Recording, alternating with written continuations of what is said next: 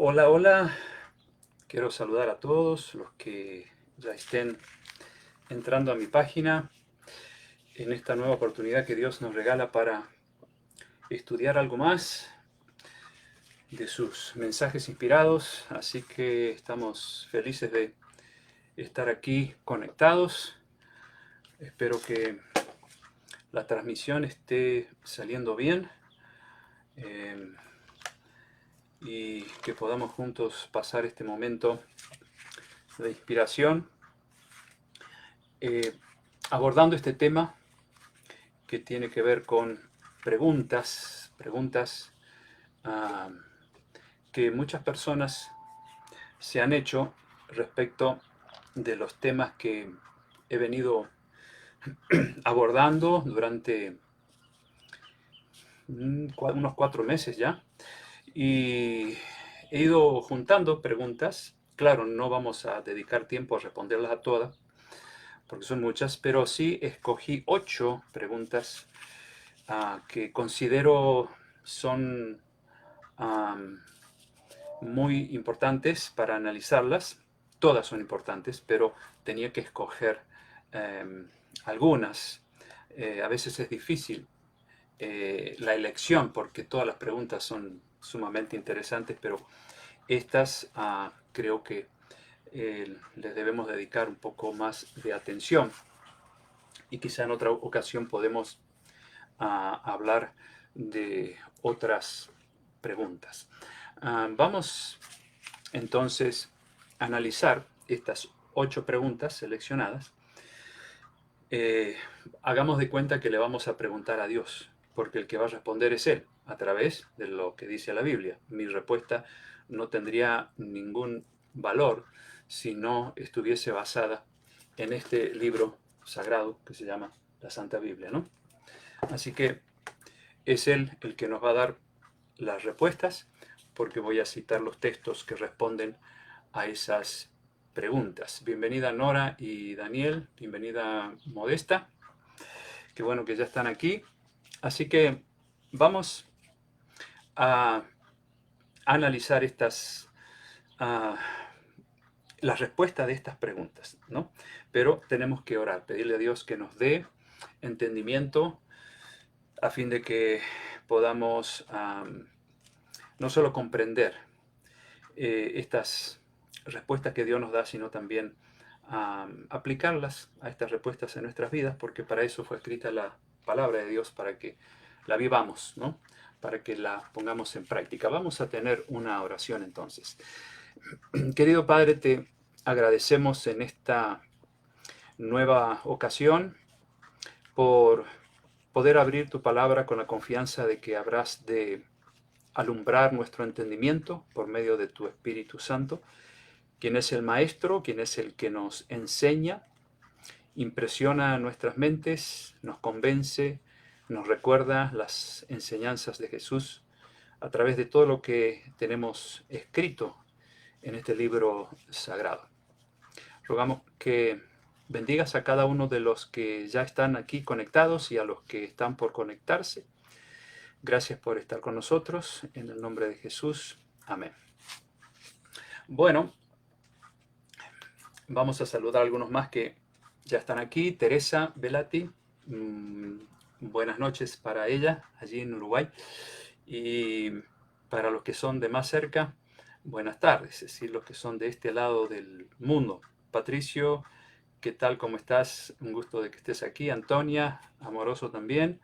Bienvenida, Antonia. Bueno, vamos entonces a ver la primera pregunta. La primera pregunta dice lo siguiente. Recuerden que esto es una selección de preguntas que suelo recibir de parte de los oyentes de mis temas y que es bueno poder compartirlas para que todos se beneficien, ¿no? No solamente la persona que hizo la pregunta. La primera pregunta es, ¿por qué podemos confiar en la Biblia siendo que fue escrita por hombres? Creo que esa pregunta más de una vez se la pueden haber hecho ustedes, ¿no? Y yo también me la hice alguna vez. Bueno, ¿qué dice la Biblia respecto de esta pregunta? y que seguramente se la van a hacer en algún momento ustedes, como a mí me la han hecho muchas veces. Podemos confiar en un libro escrito por seres humanos. Bueno, les voy a dar dos pasajes y luego tres más que están en el Antiguo Testamento. Los dos primeros tienen que ver con lo que San Pablo dice en 2 Timoteo 3:16.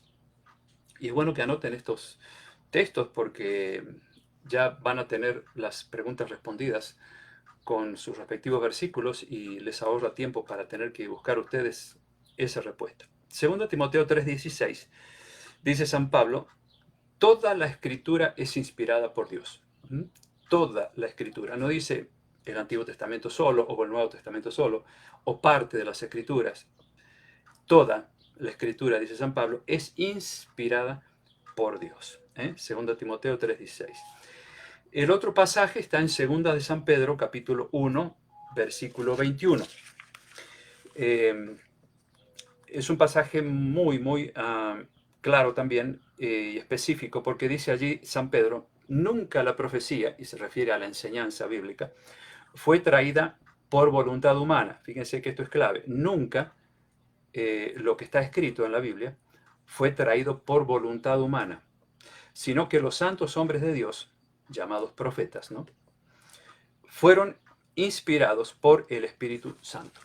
O sea, cuando alguien les dice esto, bueno, yo no puedo confiar en este libro escrito por seres humanos pecadores, recuerden este texto, 2 de Pedro 1:21, donde San Pablo dice que no fue voluntad del hombre escribirla. No es que San Pedro, por ejemplo, dijo, bueno, a ver, yo voy a escribir lo que a mí me parece. No, ni San Pablo, ni San Marcos, ni San Lucas, ni Isaías, ni Moisés, ni ningún profeta de la Biblia escribieron con sus propias ideas, sino, como dice San Pedro, fueron inspirados por Dios, inspirados por el Espíritu Santo, quien les dictaba lo que ellos escribían. Por eso no hay contradicciones en la Biblia. Ustedes pueden leer desde el Génesis hasta el Apocalipsis y no hay una sola contradicción. Y eso que hay un tiempo de 1500 años a lo largo de los cuales se escribieron estos 66 libros, 39 del Antiguo Testamento y 27 del Nuevo. Hay algunos ejemplos que podemos citar como cuando estudiamos Apocalipsis. Yo cuando doy las profecías del Apocalipsis no puedo enseñarlo solo con el libro de Apocalipsis. Tengo que viajar por toda la Biblia. Tengo que irme al Antiguo Testamento, a Daniel, a Isaías, a Ezequiel. Y esos profetas le arrojan luz a lo que San Juan escribió 500, 600, 700 años después. Y uno puede decir, bueno, pero habiendo tanta diferencia de años, podrían contradecirse estos hombres. Sin embargo, no, se complementan. ¿Por qué? Porque el pensamiento de Dios es uno solo a lo largo de el extenso tiempo de 1500 años en que se tardó para escribir estos 66 libros. Por eso es apasionante ver cómo es una inspiración divina, como dice San Pedro, y no es traído esto por pensamientos humanos. Es como cuando el profesor dicta algo y los estudiantes escriben. En realidad, el estudiante lo que hizo es copiar lo que el profesor le dictó, ¿no? Y bueno, no es que salió eso de la mente del estudiante, sino salió de la mente de su profesor. Bueno, Dios ha hecho lo mismo. Inspiró a estos hombres cuando ellos escribían, estaban recibiendo la revelación de Dios en su cabeza. Muy bien, hay tres datos interesantes relacionados al adelanto científico que hay en la Biblia sobre algunos asuntos. Por ejemplo, en Job 26.7, Job 26.7, dice que Dios cuelga la tierra sobre nada. Y pasaron muchos siglos hasta que el ser humano descubrió que la tierra no está sostenida ni por un gigante ni por un elefante como se creía hace varios siglos atrás. Ya la Biblia lo decía antes, en el tiempo de Job, miles de años antes, de que la tierra cuelga sobre nada. En Job 28:25 dice que Dios le da peso al viento. Y Galileo Galilei en el año 1630 descubre esto que ya la Biblia decía hace miles de años atrás, de que el aire el aire puede ser pesado, ¿no? Isaías 40:22 dice que Dios está sentado sobre el círculo de la tierra. Ya decía también el profeta Isaías, siglos antes de Cristo, de que la tierra es un globo, es un círculo, ¿no? Bueno, interesante estos datos que la ciencia viene a descubrir la veracidad de esa información muchísimos años después, siglos, miles de años, de que fueran escritos. Eso es una evidencia de que aquí no hay pensamiento humano, sino divino. Bueno, vamos a la segunda pregunta. Entonces, la primera, ¿por qué podemos confiar en la Biblia si fue escrita por hombres? Ya está respondida con estos textos. Ahora vamos a la segunda. ¿Por qué existen tantas denominaciones religiosas? Hay más de 30.000 en el mundo. ¿Por qué? Bueno, a mí me gusta usar un texto que está en el libro de Isaías, capítulo 4 y versículo 1. Esta es una profecía, ¿eh? Hay una serie de símbolos ahí que los vamos a explicar. Isaías, capítulo 4 y versículo 1. Ahí el profeta dice, hablando del futuro, echarán mano de un hombre 7 mujeres en aquel tiempo, diciendo, nosotras comeremos de nuestro pan, nos vestiremos de nuestras ropas, solamente permítenos llevar tu nombre, quita nuestro oprobio. ¿Qué está queriendo decir aquí el profeta?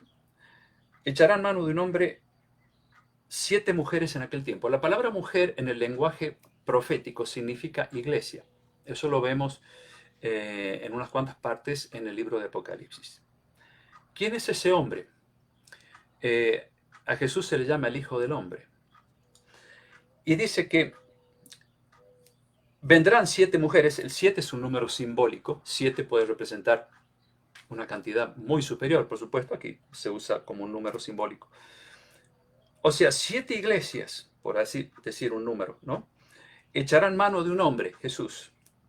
¿Qué dirán? Nosotros vamos a comer de nuestro pan. ¿Cuál es el pan que nosotros consumimos? La palabra de Dios. Pero estas iglesias dirán, nosotros tenemos nuestra propia doctrina. Nos vestiremos de nuestras ropas. ¿Qué significa eso? Bueno, sabemos que las ropas en la Biblia, en el lenguaje simbólico, quiere decir la justicia de Cristo, la vida perfecta de Cristo colocada en nosotros cuando nos arrepentimos y pedimos que Dios cambie nuestra vida.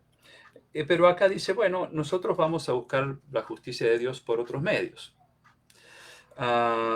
Es decir, una manera de justificarse de que están haciendo lo correcto. Y dice, solamente permítenos llevar tu nombre. Es decir, ¿cuál sería el nombre? Bueno, cristianos. Quita nuestro oprobio, o sea, no nos culpes por esto. O sea, esta profecía apunta al futuro del profeta Isaías, especialmente pensando en lo que aconteció después de que Cristo partió al cielo, cuando las grandes confusiones religiosas comenzaron a surgir en este mundo. Y aquí la profecía apunta a que ocurriría eso. Habría iglesias que elaborarían su propia doctrina, sus propias enseñanzas, no negando obviamente las enseñanzas bíblicas. Y dice, bueno, porque así es como la confusión se ha dado, ¿no? O sea, si se negara totalmente la Biblia, pues es muy claro identificar dónde está el error. Pero la confusión, ¿no?, producida por el diablo, mezclando la verdad con el error, es lo que produce el hecho de que haya tantas denominaciones, porque muchos, en lugar de permitir que la Biblia se interprete a sí misma, ese es el método que la Biblia enseña, muchos la interpretan. Y ustedes han visto este fenómeno en muchos ejemplos que yo di cuando presenté varios temas, que no todas las iglesias cristianas los comparten. Porque a veces hay mezcla de pensamientos humanos con pensamientos de Dios y la Biblia es su propia intérprete. Por eso cuando estudiamos un tema vamos de un lado a otro, de un lado a otro continuamente para que sea la Biblia la que arroje luz y no que haya un pensamiento mío o de nadie que se interponga en la revelación divina, porque es ahí donde se pueden crear dogmas y enseñanzas eh, humanos, ¿no? Así que esta es una profecía para tener en cuenta y que responde a por qué existen tantas denominaciones, pero hay muchos más, como Mateo 7, 21 al 23. Recuerden ese texto que varias veces lo cité, donde Jesús dice que cuando Él venga, muchos dirán, Señor, Señor, no profetizamos en tu nombre, no echamos demonios en tu nombre, no hicimos milagros en tu nombre. Y bueno, querrán justificarse diciendo, hemos hecho bien, somos una iglesia correcta. Pero Jesús, ¿qué les dirá? Yo no los conozco, apártense de mí, hacedores de maldad. O sea, Jesús tendrá que dar esa declaración triste a aquellos que incluso predicaron en su nombre, utilizaron la Biblia, pero eso nunca es garantía de que se esté diciendo la verdad. ¿Cuál es la garantía? De que quien escucha predicar la palabra de Dios, tome la Biblia en su casa, investigue, como hacían los habitantes de la ciudad de Berea, ¿se acuerdan? Hechos capítulo 17, versículo 11, cuando Pablo y Silas predicaban, los bereanos escuchaban, pero luego ¿qué hacían en sus casas? Investigaban las escrituras para ver si Pablo y Silas no cometieron algún error. ¿Cuántos cristianos hacen eso hoy? Ahí está el problema. Muchos confían en los seres humanos y caen fácilmente en el error, porque los seres humanos que predican también pueden equivocarse. Así que Jesús dijo en ese texto, Mateo 7, 21 al 23, que tendrá que declarar eso, apártense de mí, hacedores de maldad, yo no los conozco, porque ellos no hicieron la voluntad de Dios en la forma en que Él lo pedía. Juan capítulo 16, versículo 13, allí dice Jesús que el que quiera, no, eso está en otra parte, ya les voy a mencionar después el texto. Hay una parte donde Jesús dice que el que quiera hacer la voluntad de Dios sabrá si la doctrina es mía o no. No lo anoté aquí, pero o sea, si ustedes están dispuestos a hacer lo que Dios manda, entonces Dios les va a dar la luz para entender la palabra de Dios y no confundirse. El otro es el que cité recién, Juan 16, 13, dice allí que el Espíritu Santo nos guiará, enviado por Jesús después que Él se fue al cielo, nos guiará a toda la verdad. No dice a una parte de la verdad, no dice a un 90% de la verdad. Dice, los guiará, dice Jesús, a toda la verdad. Pero para yo ser guiado a toda la verdad, tengo que ser sincero con la verdad. Tengo que ser temeroso de la verdad de Dios. Eso es fundamental, porque si yo tengo prejuicios y yo digo, bueno, es que a mí me enseñaron de otra manera, pero la Biblia dice que no es así. Bueno, es que a mí me enseñaron así. No hay sinceridad. Si toda la vida creíste algo diferente y la Biblia te dice, para, no es así. Ahora yo te voy a mostrar la verdad. Esto es verdad. Y si yo me quedo con lo que me enseñaron, pues yo soy responsable ante Dios. Pero si soy temeroso de lo que Él me revela, voy a decirle gracias, Señor. A pesar de que pasaron 30, 40, 50, 60 años en que yo estuve equivocado, qué bueno que la verdad ahora sale a la luz. Por eso hay mucha gente que abraza la verdad rápidamente y otros no, porque su mente está llena de prejuicios y los prejuicios pelean con la revelación divina. Y prejuicios que incluso también están acompañados de sentimientos muy arraigados a otras enseñanzas. Los sentimientos son traicioneros, debemos tener cuidado con eso. Entonces, ya he respondido a esta segunda pregunta, ¿por qué existen tantas denominaciones? Claro, hay muchos más textos, pero son 8 las preguntas y no me voy a detener demasiado. Pero básicamente es eso, o sea, Dios ha prometido llevarnos a la verdad. Pero tenemos que ser sinceros y temerosos de la verdad. Eso es así de sencillo. Hay gente que anda picoteando de un lado a otro, va aquí, va allá, y dice, yo no puedo encontrar la verdad, cuando en realidad la verdad está tan clarita en la Biblia. El problema de esas personas es que andan buscando una verdad que se acomode a sus propias tendencias carnales. Cuidado con eso. Esa es otra razón por la que también hay tantas denominaciones. No tenemos que adaptar la religión a nuestra manera de pensar, sino a la manera de Dios, porque es a Él a quien vamos a rendir cuentas finalmente, y es Él el que nos quiere librar del error y enseñarnos el hermoso camino de la verdad, del cual Jesús dijo, de la cual dijo, conocerán la verdad y la verdad los hará libres. Es decir, la verdad nos hace libres. Bueno, tercera pregunta. Bueno, interesante. Esta pregunta dice, ¿cómo sé yo que mi abuelita no está en el cielo cuidándome? Y una pregunta sincera y lógica. ¿Por qué? Porque estamos invadidos de esa idea de que, bueno, fulanito se fue allá al cielo y entonces desde allá nos cuida, desde allá nos vigila, desde allá nos ayuda y eso, ¿no? Yo quiero responder con la Biblia. Job, Antiguo Testamento, 14:21. Ya habíamos leído este texto cuando hablamos sobre el tema de la mortalidad de la persona o del alma. Job 14:21. Allí dice el profeta lo siguiente, hablando de un padre que se muere. Sus hijos tendrán honores, pero él no lo sabrá, o serán humillados y no entenderá de eso. Así que cuando un ser amado como este se muere, ¿qué pasa? Los hijos van a tener honores, van a tener buenas cosas en su vida, pero dice el papá no sabrá nada de eso. Serán humillados y el papá, que ya está muerto, no entenderá de eso. Porque como dice Salomón en Eclesiastés 9:9, en la muerte, en el Seol, dice él, que quiere decir la tumba, a donde vas no hay obra, ni trabajo, ni ciencia, ni sabiduría. ¿Cuántos días pasó ese amigo de Jesús llamado Lázaro en la tumba? 4 días. Y cuando Jesús fue a ver a Lázaro, él ya estaba muerto, y él le dijo a los discípulos, Lázaro no está muerto, duerme.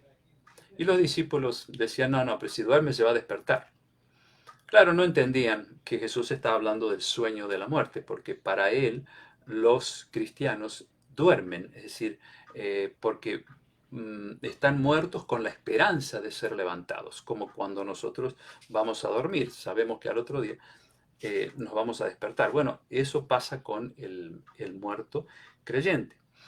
Ahora, fíjense qué interesante que tanto Lázaro como las demás personas que Jesús resucitó, ninguna contó en ningún momento lo hermoso que fue lo que vieron en el paraíso.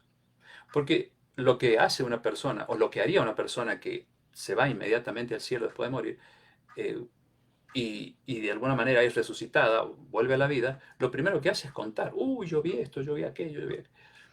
Pero Lázaro guardó silencio, porque él no sabía nada.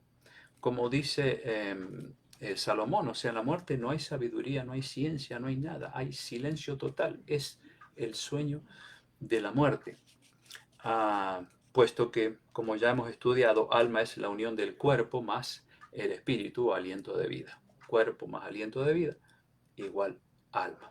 Cuerpo más nada, porque el aliento de vida se lo lleva a Dios cuando la persona muere, pues es nada. Alma y persona son sinónimos. El problema es que nosotros tenemos un concepto de muchos años metido en nuestra mente de algo que se separa del cuerpo y se va a vivir a otro lado. No es bíblico eso en absoluto. Por eso la pregunta que dice, ¿cómo sé yo que mi abuelita no está en el cielo cuidándome? Bueno, porque la abuelita está durmiendo, ella no sabe nada, no tiene noción de lo que pasa aquí en la tierra. Ella está en la tumba descansando hasta aquel día glorioso cuando Jesús la resucite. Por otro lado, amigos, pónganse a pensar en esto. Yo también tengo seres queridos, mis padres han fallecido, mis abuelos. Si yo pensara que alguno de ellos me cuida desde el cielo, yo tendría que pensar entonces que tienen cualidades divinas. Es decir, tendrían que ser todopoderosos de alguna manera, porque ¿cómo me van a ver de allá? ¿Cómo me van a cuidar si no son dioses? ¿Cómo hacen para verme si no son dioses? No son omnipresentes, no son omnisapientes, no son todopoderosos, ni tampoco son inmortales, porque esa cualidad, la inmortalidad, solamente le corresponde a Dios, como dice la Biblia. Por lo tanto, no podemos hacer de esta idea una creencia ah, eh, sensata, digamos, porque estaríamos pensando de que aparte de Dios están mis seres queridos que me cuidan y me vigilan desde allá. Pues la Biblia dice que hay silencio total, descansamos hasta el día glorioso que Jesús regrese. Como dice Ezequiel 18:4, el alma que pecare, esa morirá. El alma, por lo tanto, es mortal porque es persona. Bueno, vamos a la cuarta pregunta. ¿Por qué los 10 mandamientos que me enseñaron, y esto tiene que ver con el tema aquel que di vez pasada sobre los 10 mandamientos, por qué los 10 mandamientos que me enseñaron son diferentes de los que están en la Biblia? Y está obviamente en Éxodo capítulo 20. Es una pregunta muy interesante. Y no es la primera vez que la recibo, ya muchas veces me han hecho esta misma pregunta. Éxodo capítulo 20, cuando ustedes leen los 10 mandamientos, se encuentra con que hay al menos 2 mandamientos que no han sido enseñados o no se los enseñan tradicionalmente. Y me refiero al segundo mandamiento, que prohíbe la adoración o veneración de imágenes y esculturas, y el cuarto mandamiento, que hemos analizado vez pasada, que tiene que ver con la observancia del séptimo día de la semana, o sábado, o día de reposo. No están en los mandamientos que aprendimos de chico. ¿Qué pasaron? ¿Qué ha pasado con esos 10 mandamientos? En realidad se ha suprimido el segundo, se lo quitó, y el cuarto, es decir, el de las imágenes fue eliminado, y el cuarto fue cambiado, que en lugar de decir santificar el sábado, dice santificar la fiesta, o también dice santificar el domingo, ¿no? Entonces, al eliminar uno, que sería el segundo, quedaron 9 mandamientos. Entonces, lo que se tuvo que hacer es dividir el 10º mandamiento en 2. El 10º mandamiento dice no codiciar los bienes del prójimo ni la mujer del prójimo. Esos 2 están en uno solo, porque codiciar es codiciar, sea una cosa o sea la otra. Pero fue dividido esos 10 mandamientos en 2. 9, no codiciar tal cosa, 10º no codiciar lo otro, para que pudiesen quedar 10. Bueno, recuerden lo que dijo Jesús en Mateo 5, 17 y 18. Allí dice que Él no ha venido a invalidar la ley, sino a cumplirla, y hasta que pasen el cielo y la tierra, ni una jota, ni una tilde, es decir, ni un punto, ni una coma, ni un acento, será movido de la ley. O sea, la ley de Dios es eterna. Salmo 111, versículo 8. El rey David dice, fieles son todos tus mandamientos, afirmados eternamente y para siempre. O sea, también allí tenemos otra declaración, que los mandamientos de Dios son eternos. Eclesiastés 3:14. Allí Salomón dice, todo lo que Dios hace será perpetuo, sobre aquello no se añadirá, ni de ello se disminuirá, y lo hace Dios para que delante de él teman los hombres. Eclesiastés 3:14. O sea, este profeta anuncia que no será quitado nada de lo que Dios ha dejado revelado. Es decir, por parte de Dios, por parte de los apóstoles, pero por parte del ser humano. Leímos vez pasada Daniel 7:25, donde se habla de que habría un poder que modificaría la ley de Dios. Ahora, el último texto que cito para esta pregunta es Apocalipsis 22, 18 y 19. Antes de que se termine de escribir la Biblia, San Juan dice que aquellos que añaden a las escrituras, a las enseñanzas de Dios, recibirán las plagas escritas en el libro de Apocalipsis, capítulo 16.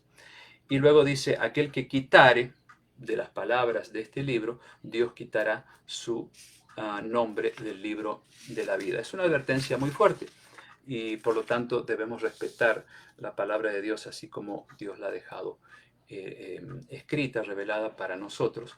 Y por supuesto nosotros tenemos total respeto por aquellos que piensan diferente, pero preferimos hacer lo que Dios nos ha dejado en su palabra. Bueno, esa es la tercera pregunta, entonces, ¿por qué los mandamientos de la Biblia son diferentes a los que me han enseñado?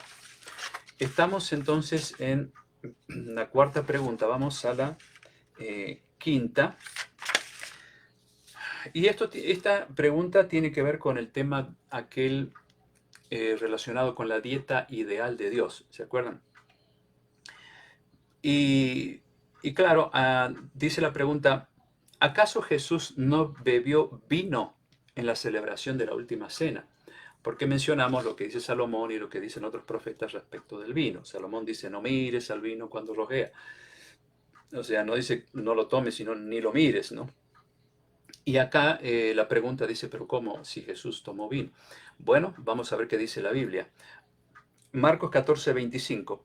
Jesús, después que participó de la última cena con sus discípulos, Él les dijo, no beberé más, y escuchen bien esto, del fruto de la vid hasta aquel día en que lo beba en el reino de Dios con ustedes.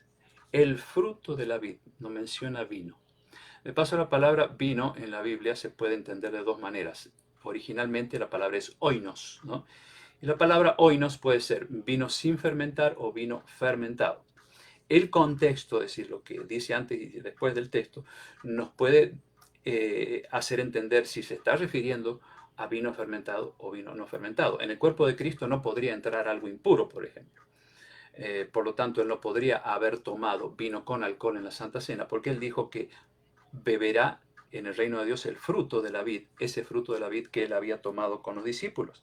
También esto se repite en Mateo 26, 29, dos textos que dicen claramente fruto de la vid, es decir, jugo de uva, que ese es el verdadero vino de paso, ¿no? El verdadero vino es el jugo de uva. Bueno, y otro texto relacionado con el vino, que también suelen citar para justificar beberlo, y es 1 Timoteo 5:23. 1 Timoteo 5:23, donde San Pablo le dice al joven Timoteo, ya no bebas agua, sino usa un poco de vino por causa de tu estómago y de tus frecuentes enfermedades. Algunos agarran este versículo para decir, bueno, aquí San Pablo le está diciendo a Timoteo, dale nomás con el vino.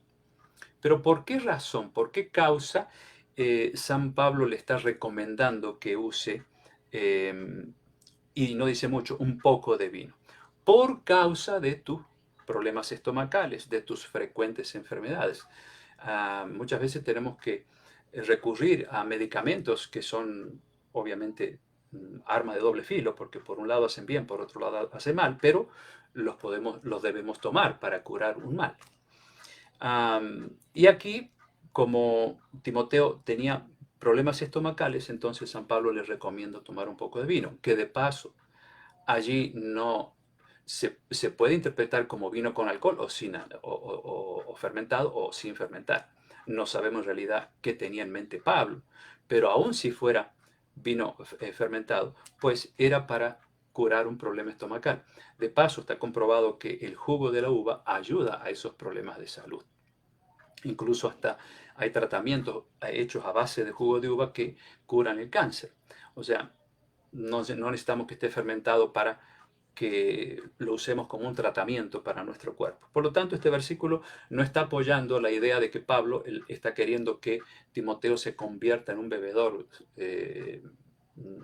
ni moderado ni social, sino que le está diciendo por causa de tu estómago, toma un poco de vino, que, repito, no sabemos si se refería al fermentado o al puro jugo de uva sin fermentar. Bueno, y alguien me comentó, uno de ustedes el otro día, y agradezco a Daniel, porque cuando estábamos repasando el tema de los alimentos inmundos del Levítico 11, hablábamos del cerdo y él me dice, sí, y recuerda Rubén, me dice que la grasa también es mala.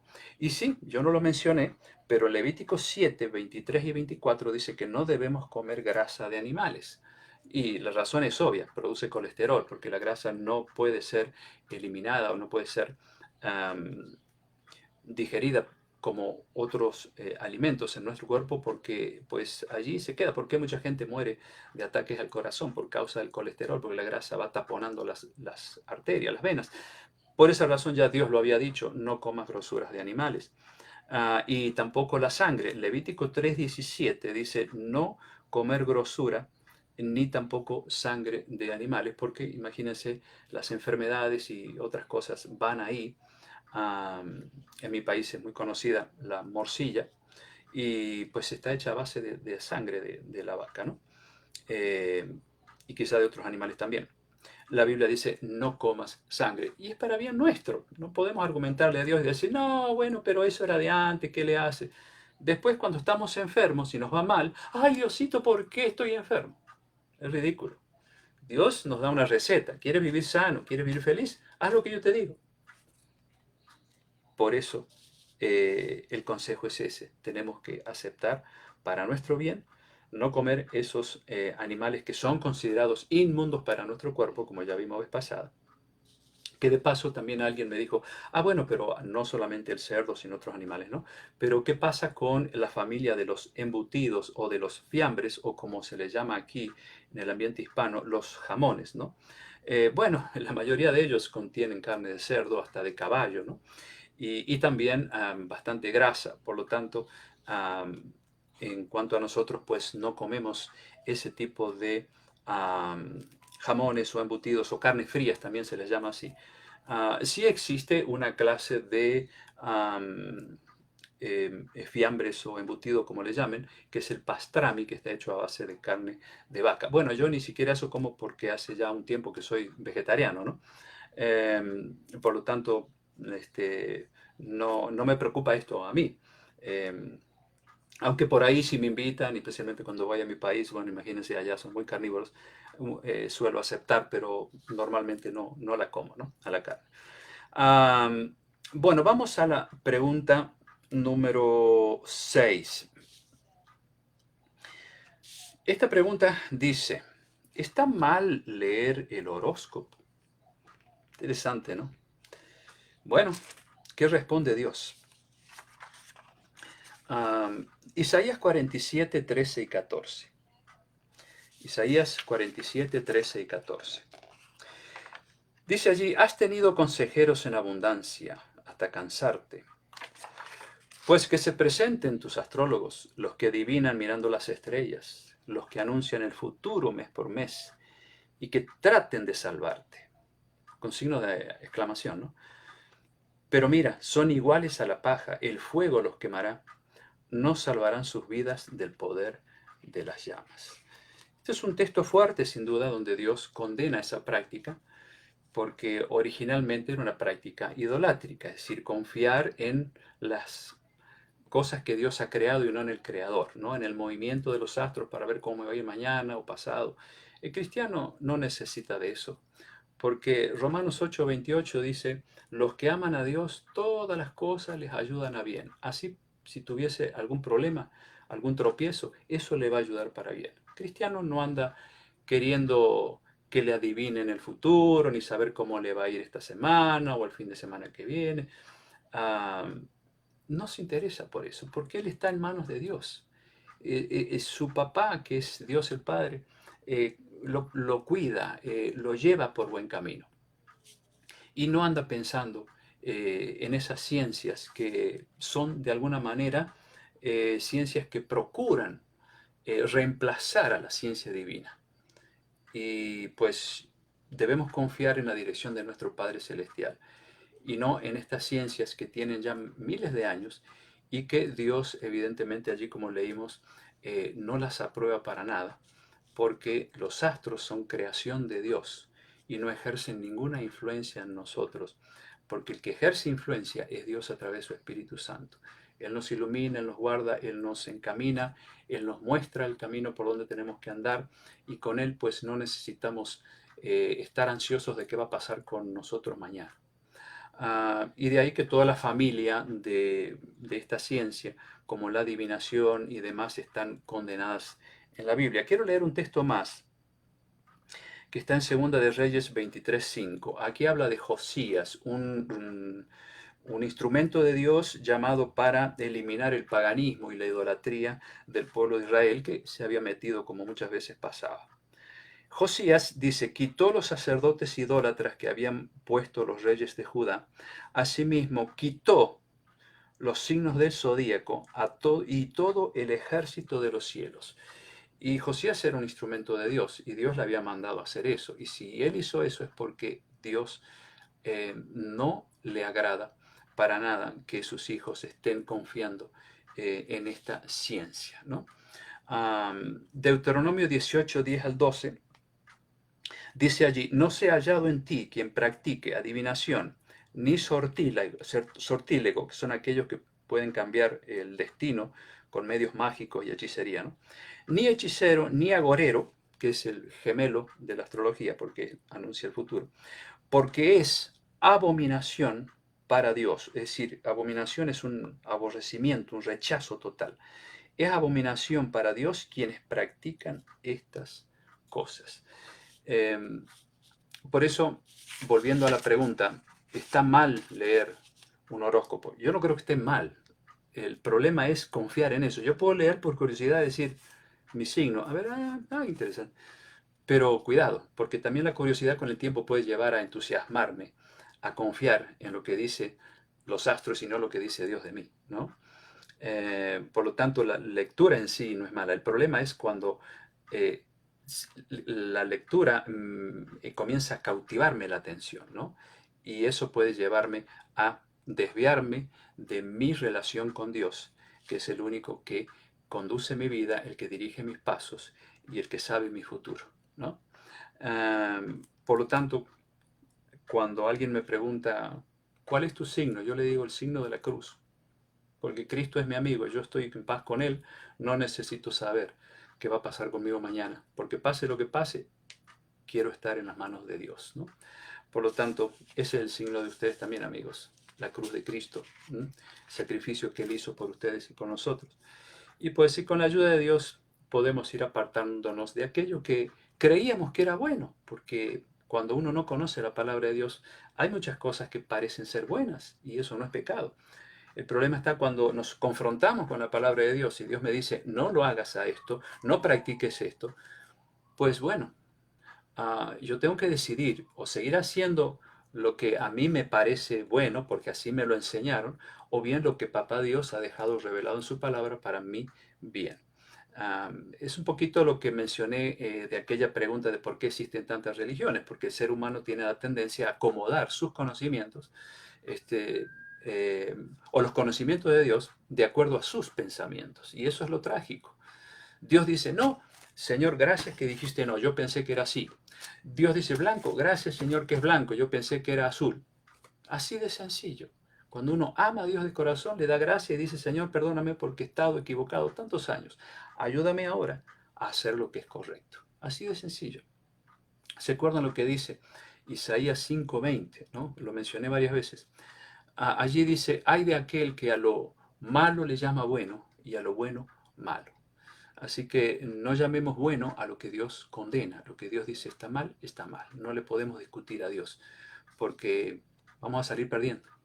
Pero bueno, con amor lo digo y con el fundamento que está aquí en esta palabra que Dios nos ha dejado para nuestro bien. Bueno, vamos a otra pregunta.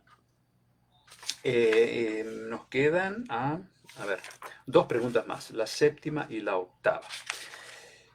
La séptima pregunta tiene que ver con el tema que di la semana pasada. ¿Fue el sábado dado solo a la nación judía? Porque hay muchas congregaciones cristianas que dicen, bueno, nosotros ese día pues no, ya no lo observamos porque en realidad eso fue dado a los judíos. Saben que la nación judía surge aproximadamente 2000, casi 2500 años después de la creación.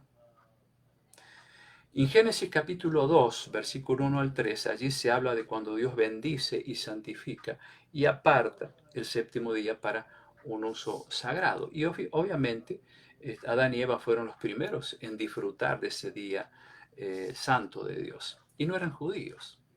Y por 2500 años casi, todos los que vivieron ese tiempo y que eran fieles a Dios disfrutaban de ese día maravilloso que Dios separó para el bien del ser humano.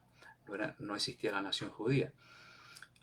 Después de todo ese tiempo, bueno, se le recuerda a la nación judía cuando Dios escribe los mandamientos con su propio dedo en tablas de piedra en el monte Sinaí, los 10 mandamientos nuevamente, es decir, los escribe, ya antes se guardaban los mandamientos, ¿no? La gente sabía que matar era pecado, sabía que mentir era pecado, o sea, eso era obvio. Eh, Estaba la transmisión oral. Pero el pueblo de Israel había estado 400 años esclavo en Egipto y habían adoptado costumbres idolátricas de los egipcios y se habían olvidado de los mandamientos, incluso de la observancia del sábado. Entonces, cuando Dios escribe el cuarto mandamiento, fíjense que empieza diciendo, acuérdate del día de reposo para santificarlo. ¿Por qué dice acuérdate? Si fuera algo nuevo solo dado para los judíos, no diría acuérdate. Diría, te doy un mandamiento nuevo. Desde aquí en adelante vas a guardar el séptimo día de la semana. No, Dios empieza diciendo, acuérdate. ¿Te acuerdas de ese mandamiento que antes de que tú fueras esclavo de Egipto guardabas? Acuérdate. Acuérdate del sábado para santificarlo. Por lo tanto, amigos, el sábado no solo fue dado a la nación judía. En Isaías 56, uno de los tantos textos que cité el viernes pasado, versículo 1, 2 y 7, habla del tiempo del fin y dice, bien, feliz el hombre que esté abrazando el día verdadero de guardar el séptimo día de la semana en aquel tiempo. Y dice también en el versículo 7, y los extranjeros que guarden el día de reposo, los llevaré a mi casa, dice Dios, ¿no? Por lo tanto, es un mandamiento dado tanto a los judíos como a los extranjeros, como a cualquier nacionalidad. Marcos 2.27, Jesús dice que el sábado fue dado para el hombre, no dice para el judío, sino para el hombre en general. Así que los 10 mandamientos, por lo tanto, han sido escritos para todos, no 9 y uno para los judíos. No queda muy bien eso, ¿no? Sino los 10 fueron dados para el ser humano, para que pueda vivir feliz en esa ley de la libertad, como el profeta Santiago dice. Bueno, y la última pregunta, la octava, dice así, ¿por qué debo bautizarme si yo ya fui bautizado cuando era un bebé? Bueno, cuando hablamos de este tema, yo mencioné lo que la Biblia enseña respecto del verdadero bautismo, que bautizar quiere decir sumergir, viene del griego baptizo, que quiere decir sepultar, hundir, sumergir una persona en el agua. Que lo que se hace con un bebé no es en realidad el bautismo bíblico, eso se llama aspersión, o sea, mojar una partecita del cuerpo del bebé, en este caso en su cabecita, ¿no? Pero se le llama tradicionalmente bautismo porque eh, algunos siglos antes ya la iglesia popular practicaba el bautismo por inmersión, lo hizo por muchos siglos, pero después se modificó por el bautismo eh, infantil, ¿no? Por lo tanto, como dice Marcos 16:16, allí dice Jesús, el que creyere y fuere bautizado será salvo. Un bebé no puede creer. Mateo 28:19 y 20, allí Jesús manda a sus discípulos a predicar el Evangelio y dice, enseñándoles que guarden todas las cosas y bautizándolos en el nombre del Padre y del Espíritu, del Padre, del Hijo y del Espíritu Santo. Es decir, ¿cómo un bebé va a aprender? ¿Cómo va a saber qué es pecado? No tiene noción de eso. Por lo tanto, Jesús está mandando a predicar y bautizar a personas que tienen la capacidad de entender lo que Dios quiere de nosotros. Como pasó con Nicodemo, ¿se acuerdan? Que era un principal de los judíos, un religioso.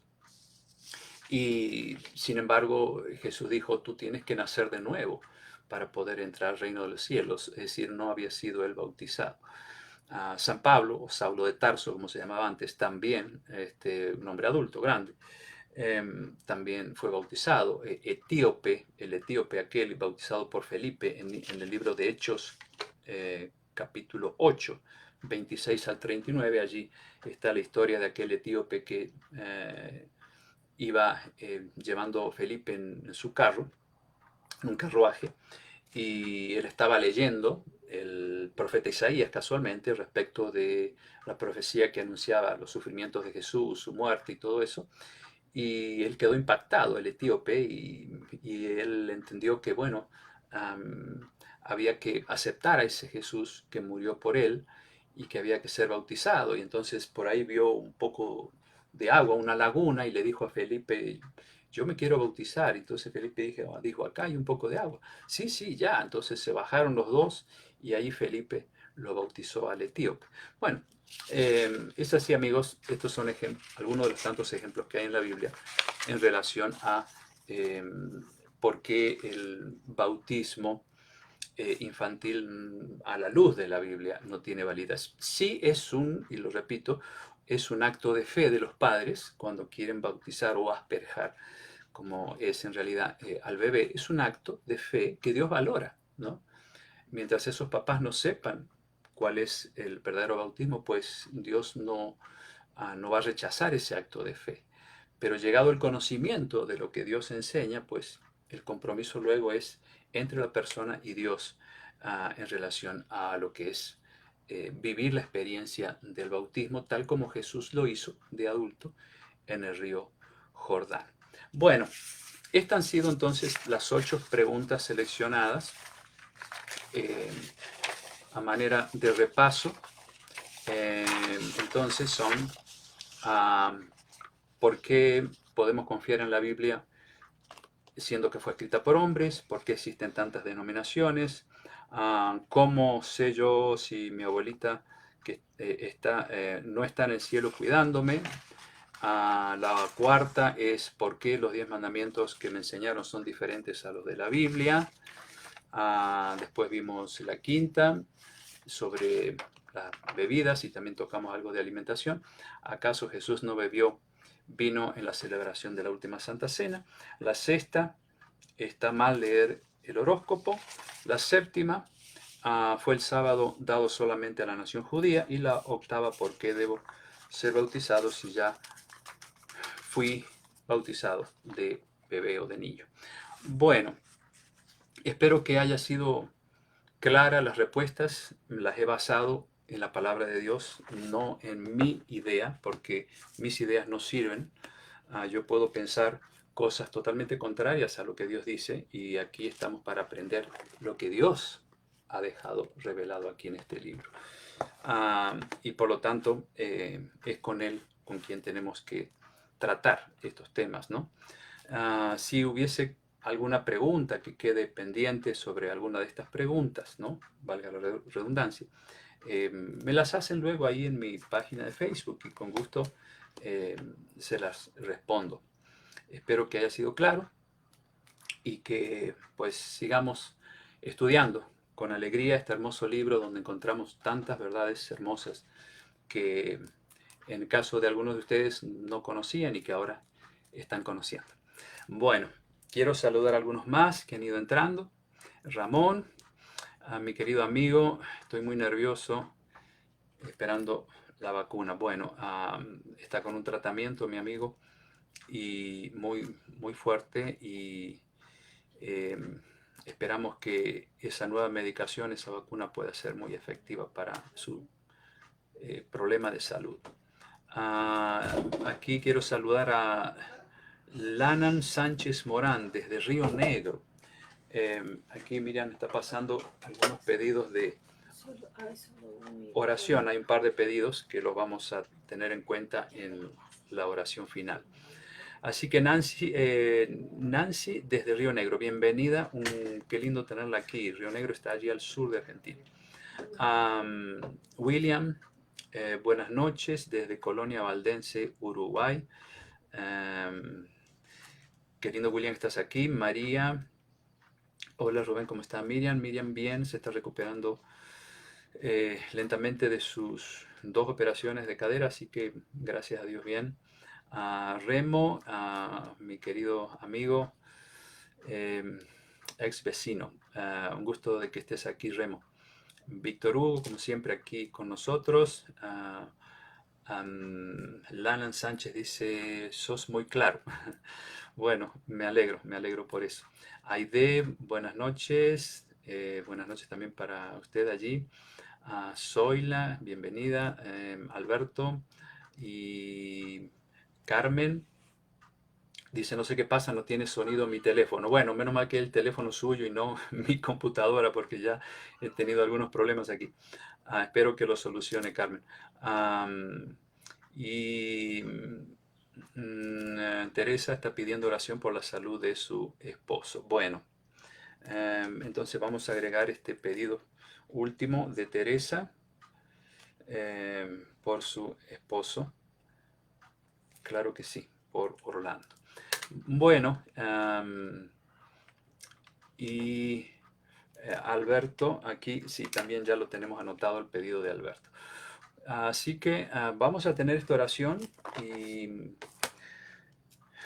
deseo que Dios los bendiga a todos y que podamos tener una buena semana. Y pues pensemos en estas enseñanzas tan lindas de Dios para nuestro bien y pidámosle a Él fuerza para que nos ayude a poner en práctica todas estas cosas lindas que hemos estado aprendiendo durante 4 meses prácticamente, ¿no?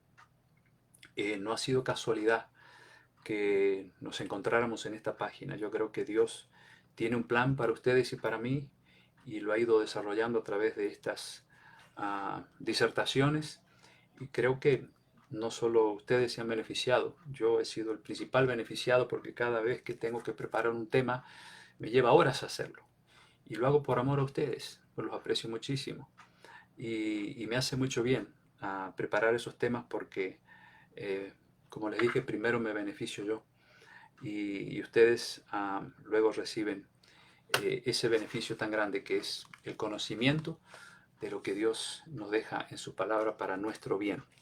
Vamos a orar entonces por estos pedidos y también para que Dios nos ayude en todas nuestras necesidades. Querido Padre, te damos gracias por haber podido hacer un alto en nuestras actividades hoy. Algunos han terminado el día, otros están terminándolo. Y gracias por estas respuestas a esas 8 preguntas que muchas personas se han hecho y que son preguntas con sinceridad, hechas con sinceridad porque todos queremos saber qué respondes en tu palabra. Pedimos, Señor, que bendigas a Alberto. Él pide para que pronto abran su licencia. Tú conoces bien su problema. Ayúdale para que esto sea una realidad pronto. Y también por mi amigo Ramón, para que le des tranquilidad y para que esa vacuna que está esperando sea muy efectiva para su problema de salud y pueda sacarlo de este cuadro tan doloroso que él está viviendo. Y también por Orlando, por el esposo de Teresa, rogamos, Señor, por su salud, para que se restablezca conforme a tu voluntad, que bendigas a esa linda familia y también a todos los que estamos aquí compartiendo este estudio. Rogamos tu bendición por cada uno de ellos, por sus familiares, por la salud de cada uno de nosotros, que nos sigas protegiendo de este virus que está causando todavía tantos problemas en tantas partes del mundo. Rogamos para que pronto haya una solución y sobre todo para que en este tiempo de prueba de nuestra fe podamos aprender a aferrarnos más a ti y a tus promesas. Ayúdanos a poner en práctica cada una de tus enseñanzas. Danos a todos un buen descanso en esta noche. Te lo pedimos y lo agradecemos en el nombre de Jesús. Amén. Bueno, mis queridos amigos, como siempre les mando un gran abrazo. Que la paz de Cristo los acompañe y que el viernes, si es la voluntad de Dios, podamos encontrarnos nuevamente aquí. Que la pasen lindo y que sueñen con los angelitos, ¿sí? Que descansen bien. Hasta luego.